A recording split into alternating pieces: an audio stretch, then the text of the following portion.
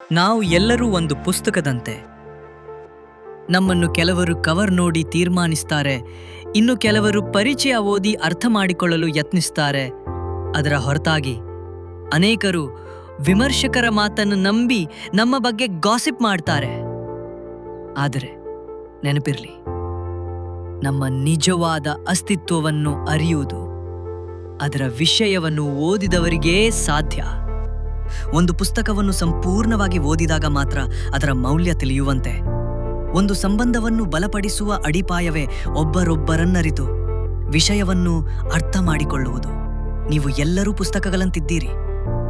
Cover ನೋಡಿ ತೀರ್ಮಾನಿಸಬೇಡಿ, ಪರಿಚಯ ನೋಡಿ ನಿರ್ಧರಿಸಬೇಡಿ, ವಿಮರ್ಶಕರ ಮಾತುಗಳನ್ನು ನಂಬಬೇಡಿ. ನಿಜವಾದ ವಿಷಯವೇ ಮುಖ್ಯ.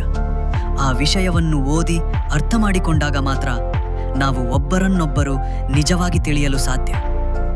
ನಾವು ಅರ್ಥ ಮಾಡಿಕೊಳ್ಳುವ ಕಲಿಕೆಯನ್ನು ಬೆಳೆಸಿದಾಗ ಜೀವನದ ಪ್ರತಿಯೊಂದು ಪುಟವೂ ಅಮೂಲ್ಯವಾಗುತ್ತದೆ.